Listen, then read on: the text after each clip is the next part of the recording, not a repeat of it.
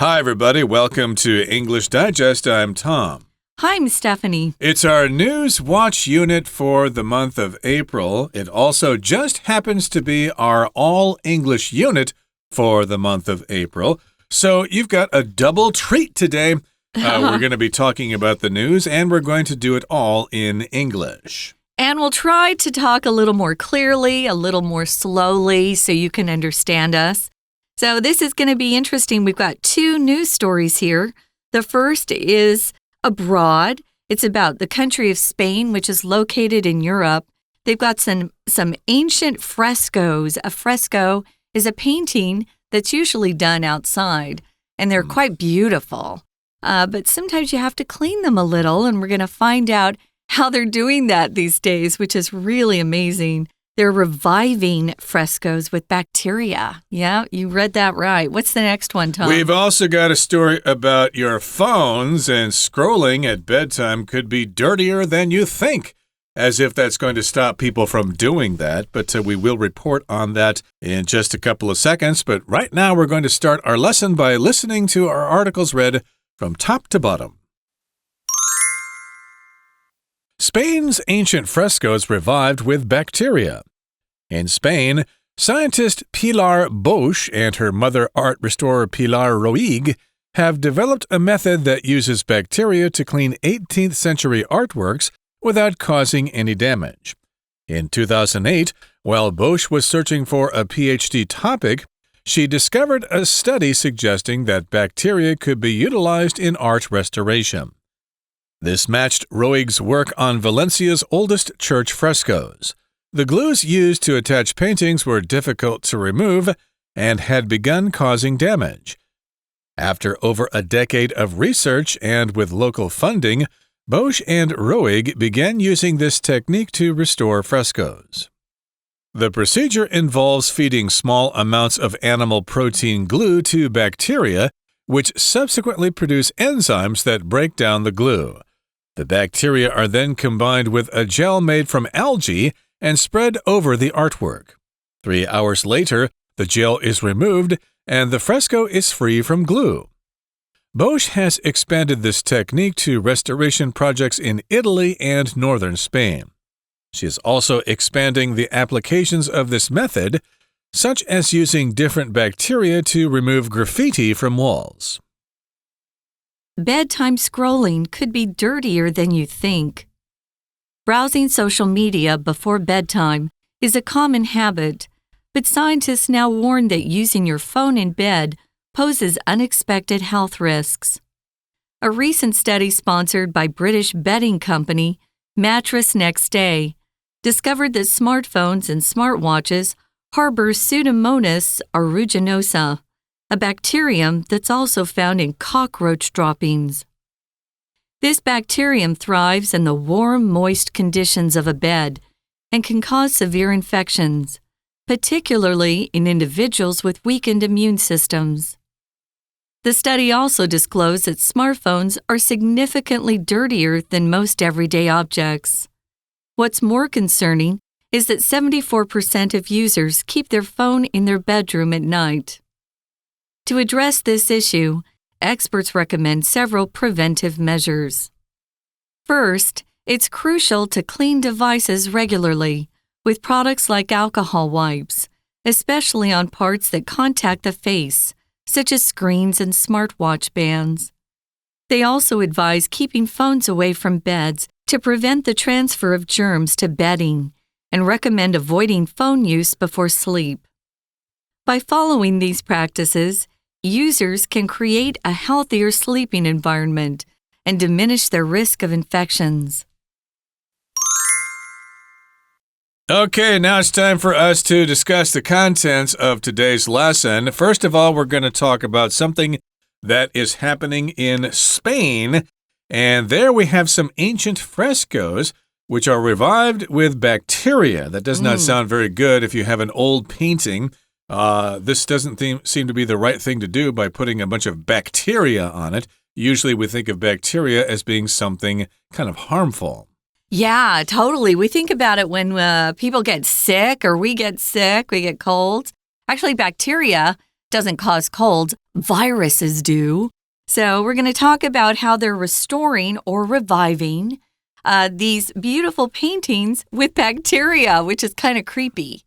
It is kind of creepy indeed, Yeah. But a fresco, of course, is a painting that is done on a wet surface. Usually the plaster is wet, and so you paint on the plaster, and then, of course, the plaster later dries. So I guess you got to get it right the first time. If you don't get it right the first time, you got to tear the wall down or whatever and start all over again. Uh-oh. But these frescoes, which are quite old in Spain, have been revived with bacteria. If you revive something, you give something life again. Okay, so in this particular case, you could say that somebody may have passed out or something. They not passed away, but passed out. They fainted or something. Yeah. And then they revived. They later woke up and they're normal again. And here we're giving new life to these ancient frescoes in Spain.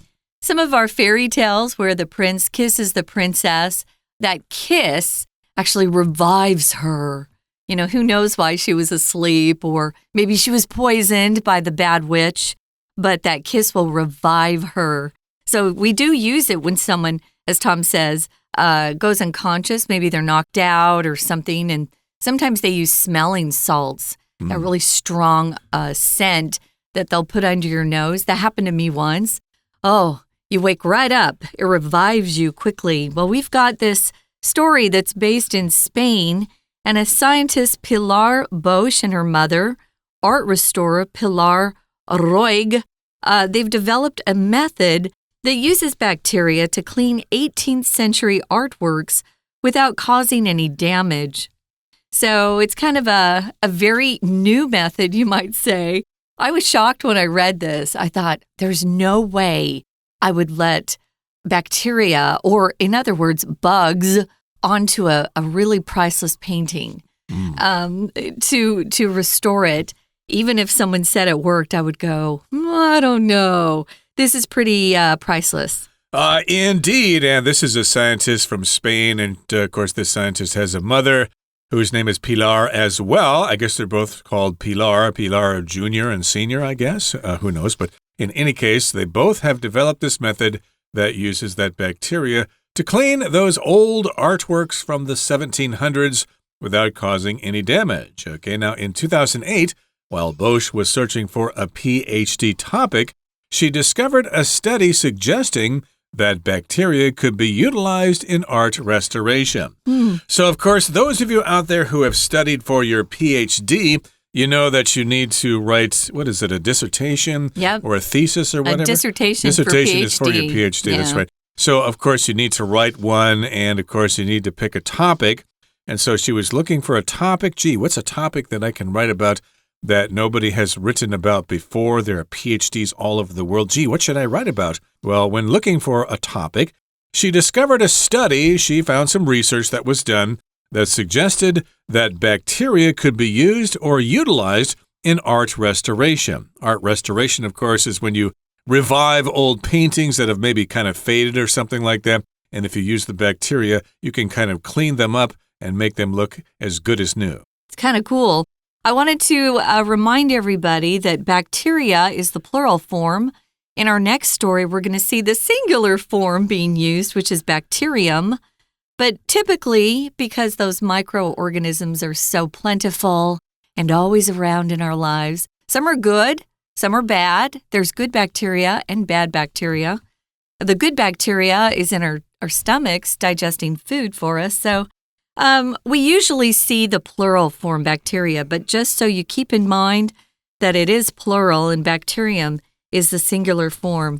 So they're going to utilize bacteria to help with the art restoration, which is a really big business.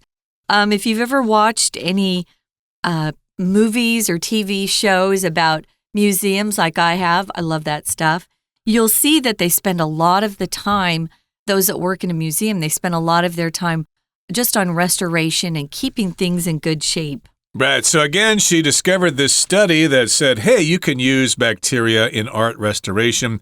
And this matched her work on Valencia's oldest church frescoes. So it was similar to what she had done with those church frescoes in Valencia. I think that's a city in Spain on the Mediterranean coast. And yes, indeed, there were some frescoes in this old church there, or old churches. The glues used to attach paintings were difficult to remove and had begun causing damage. So, of course, if you have paintings in various places, there are different ways for you to attach them to the wall. Okay, you can hang them up on a nail or something like that, or you can mount them up there. I guess in this particular case, these frescoes were actually glued to the wall. Okay, so in order to remove them, you've got to remove the glue or get rid of that glue so the paintings aren't sticking to the wall anymore. Well, the glues were used to attach those paintings, and they had begun causing the damage that they were seeing on the frescoes. So it was the glue causing the damage. So after over a decade of research, that's 10 years, a decade, and with local funding, Bosch and Roig both began using this technique to restore these frescoes. When you research something, and we're using this as a verb, you spend a lot of time looking into information. Maybe you start on the internet, or maybe you go to the library like we used to do in the old days. We would go into the library and we would look up books that were on that particular subject, and we would spend hours looking through the index to see if there was anything on our topic. We used to spend a lot of time in the library. Now you can kind of just do it from home, which is kind of nice. Or you can do research by talking to other scientists or researchers in that particular field. There are lots of ways to do research. It doesn't have to be static, which means you don't move or you're in one place. You could get out there and maybe you're studying nature. You get out there outside and you look into things that way. That's another way to research or to research. If you look this word up in the dictionary, it often will say the verb form is research. But typically, at least in America, we just say research for both the noun and the verb with the emphasis on research. But if you say research, that's correct too. Indeed, and of course, people in Valencia were interested in restoring these works of art, so she got some local funding, some money from the local people there. Yeah. And Bosch and Roig began using this technique to restore frescoes. So here we got the verb to restore. That just means to return something to its original condition. Okay, so of course, I think they had the paintings on the ceiling of the Sistine Chapel or something like that, and they were kind of fading. So they worked on them to restore them to their original appearance, and that took quite some time, and it cost a lot of money. And this is what happened in Valencia. There were some old church frescoes, and they were restored. They were returned to their original condition using these techniques or using these special skills. That's right. So we're going to look at this, the procedure. This is what they actually did. It involves feeding small amounts of animal protein glue to the bacteria that they're working with. So protein, you know, because that's something that's important in our diets. It's a class of organic compounds. We usually need to eat those proteins to rebuild or to build structures in our body, like our muscles. Of course, everybody knows you need protein if you want to build those big muscles. Protein's good for hair, collagen, does a lot of good things. We need protein and fat. The one thing we don't really need in our bodies at all is carbohydrates, which is what we really eat the most of. But that protein and fat is really important. Well, they took animal protein and they glue, and they fed it to the little microorganisms we're calling bacteria, which subsequently, which means afterwards, produce enzymes that break down the glue. So they produce enzymes. What are enzymes, Tom? Enzymes, according to the dictionary, are a substance produced by a living organism that acts as a catalyst to bring about a specific biochemical reaction. I'm quoting there from Oxford's dictionary. Indeed, they are necessary to bring about a change. They're a catalyst or something that carries the action of something. So basically what they do is they cause different kinds of reactions to occur in your body. So these enzymes will basically be able to break down the glue. They will be able to get rid of the glue and then they can just wash it away. Kind of cool. So the bacteria are then combined with a gel, and this gel is made from algae. I put gel in my hair. It's kind of a mixture between, it's in the middle between liquid and a solid form gel. Kind of thick. So it's made from algae, which is natural.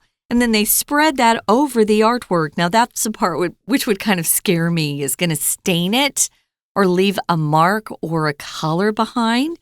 Algae is usually a dark green or brownish colors. You see algae a lot in the sea, of course. So they spread that over the artwork, and 3 hours later, ta-da!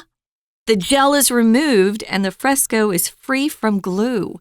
So the process happens really fast. I was surprised. Indeed, so they learned a lot from this process, and Bosch has expanded this technique to restoration projects in Italy and northern Spain. So if it worked in one place, you can try to use it in another place. So, of course, Europe is full of these old frescoes and things like that. So lots of these works of art are in need of restoration.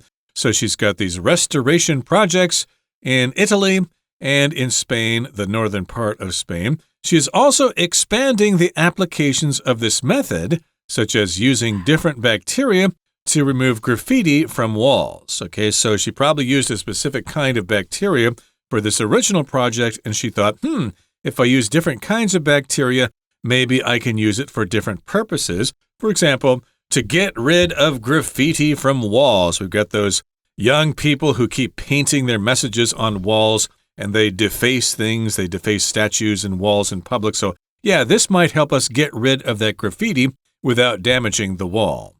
Which is amazing because I think originally the bacteria was to remove glue. And graffiti is usually just paint, right? So if they can remove graffiti, I am all for this process.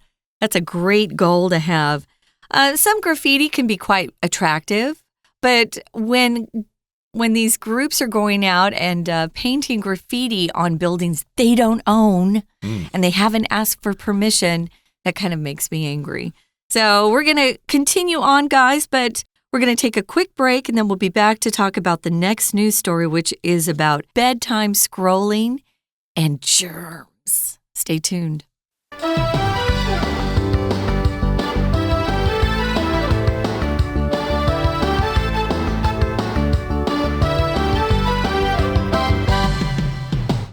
Okay, everybody, welcome back. We've got our second news story to talk about now.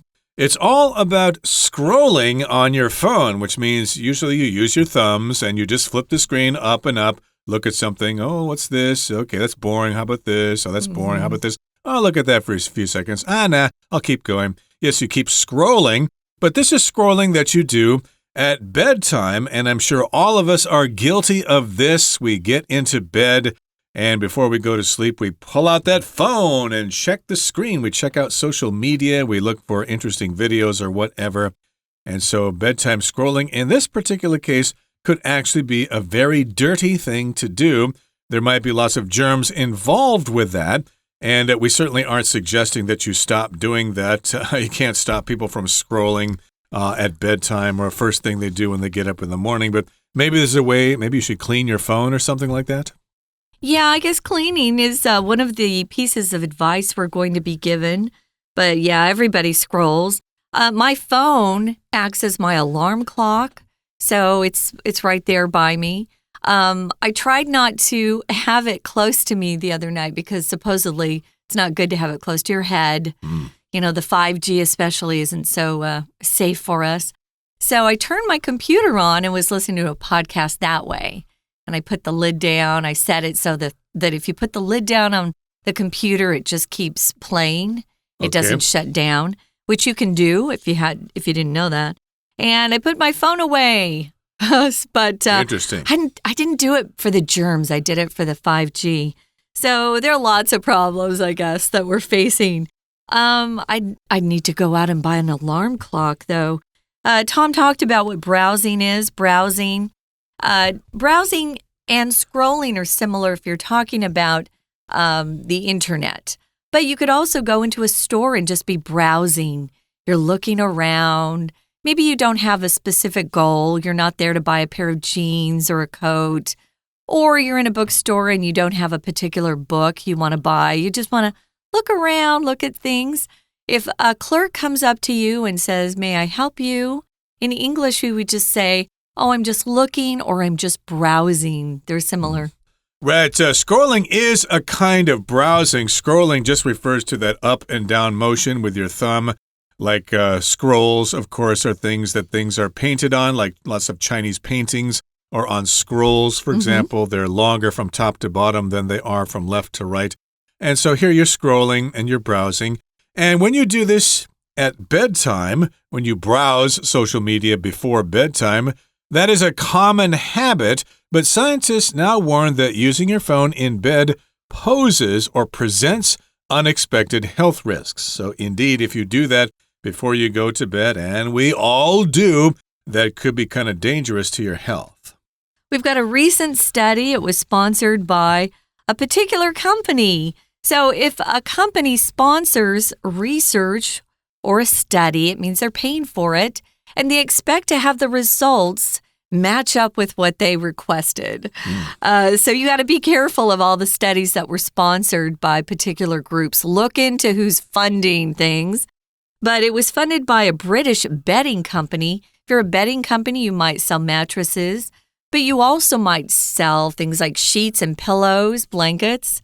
So it was a company called Mattress Next Day. I'm not British, and so I don't recognize this particular company. Well, they discovered in this particular study that smartphones, and not just smartphones, guys, smartwatches, harbor or contain or keep safe right there something called Pseudomonas aeruginosa. You don't have to remember that, by the way. It's just some official name of a bacterium. But I was looking online today, Tom, and there are lots of pronunciation guides about this particular word. So it's already become famous. So Pseudomonas aeruginosa. And again, don't remember that. It's not important. But it's saying that our smartphones and our smartwatches are containing a bacterium. One strain of bacteria is called a bacterium. It's also found in something really disgusting, and that's cockroach droppings. Droppings here is another polite word for poop or excrement from an animal. You can't talk about people's droppings ever. It's only to be used with animals, insects, things like that. That's disgusting. Yeah. Okay, we're not saying that cockroaches are pooping on your phone. It just happens to be the same kind of bacterium that is found in the droppings of cockroaches. Yee. So this bacterium thrives in the warm, moist conditions of a bed and can cause severe infections, particularly in individuals with weakened immune systems. So yes, indeed, when you're in bed, of course, it's nice and warm.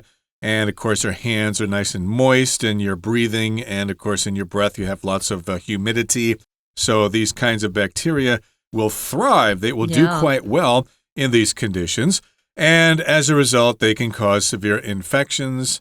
And, of course, this can happen with people who have weak immune systems. So infection, of course, is when some kind of pathogen, whether it be bacteria or a virus, when they get into your body and make you sick, well, that is an infection. So you got to watch out for that. And, of course, it's even worse for people who don't really have good immune systems, which are, of course, which is the body's defense mechanism for keeping diseases out of your body.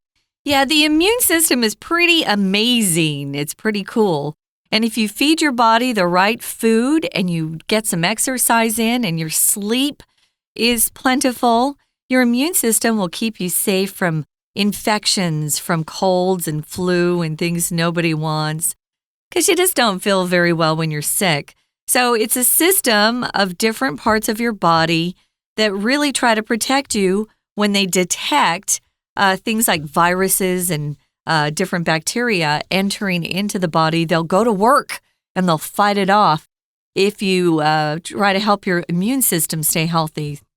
Now, we've got a study here, and it says it also disclosed, the same study, revealed. That's what disclose means. You you give some information that was previously unknown. You disclose something.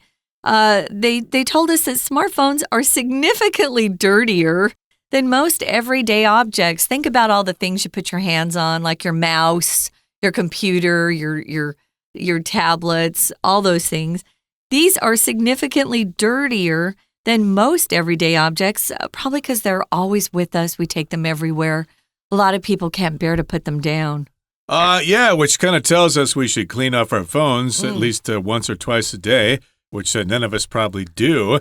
But yes, indeed, smartphones are dirtier than most everyday objects. And what's more concerning, what we should be more concerned about, is that 74% of users keep their phone in their bedroom at night. And this number to me actually sounds kind of low.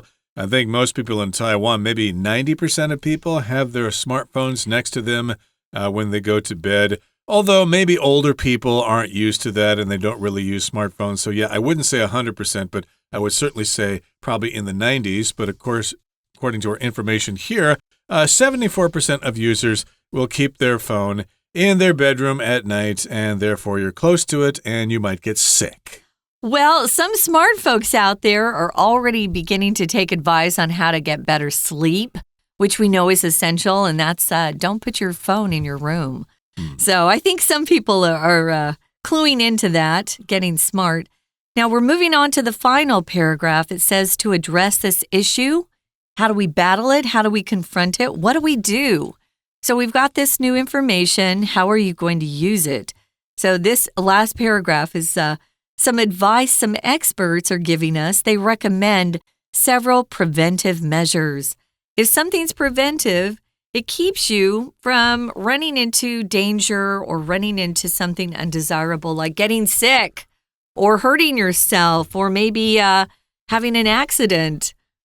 So you want to pay attention to these preventive measures. What's the first one? Well, they say it's crucial or really vital, very important to clean devices regularly with products like alcohol wipes. Alcohol, of course, cleans germs, cleans off germs, kills germs. That's what the advertisements tell us. A device is something that you usually can use. It's small. It doesn't have to be very big. We wouldn't call, for example, a refrigerator or a washing machine a device. They're usually smaller, but it's made for a particular purpose. We always refer to our tablets and our phones as devices. So you might want to look into buying some alcohol wipes and use those regularly on your devices, maybe once a day or maybe at least once a week, if you remember to. Indeed, and of course we probably all still have those little spray bottles that we can put alcohol in. We all had them during the pandemic. So you can use that on your phone maybe once or twice a day, or as you said, maybe once a week or so. Be careful with the liquid, though. You don't want to hurt your phone. Indeed, yeah. Don't use too much or else the liquid gets into the electronics and screws them up. So yeah, watch out for that. And yes, indeed, these things may not actually touch your face, but your fingers touch your face, and then they touch the phone, and then after you touch the phone, you touch your face to scratch it. Maybe you've got an itch there. So yes, indeed, that could spread those bacteria or even viruses or whatever. And they also advise keeping phones away from beds to prevent the transfer of germs to bedding and recommend avoiding phone use before sleep. So yes, if you have your phone next to your bed or even on your bed, those germs can jump from the phone to your bedding or to your sheets, to your quilt or whatever, even to your pillow or your pillowcase, and then you'll come in contact with those germs and you might get sick. So yes, these experts recommend that we keep the phones away from us when we go to bed, and maybe the advice is good that you just simply put the phone in another room and live without it for a few hours. Oh, how can you do that? When you transfer something, of course, you're taking one thing from one place to another. You're just moving something. You could transfer money. We talk about that all the time. Transfer money from one account to another, or maybe buy something online and you transfer money to the person you're purchasing something from. And germs are those nasty microorganisms that cause disease and illness and sickness. I hear a lot of people say, oh, it's cold outside, don't get a cold.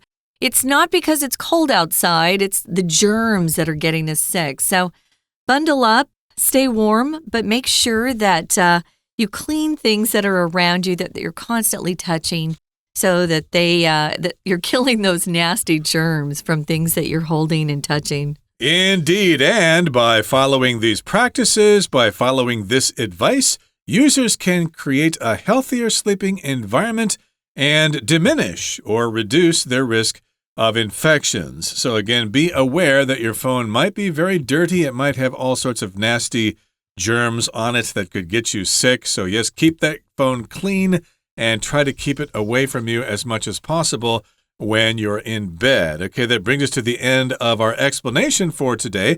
And we don't have a Chinese teacher because today was our all-English lecture. So that brings us to the end of our program. Thanks for joining us, and make sure you join us again next time. And also check out our content on YouTube and Facebook. From all of us here at English Digest, I'm Tom. I'm Stephanie. Goodbye. Bye.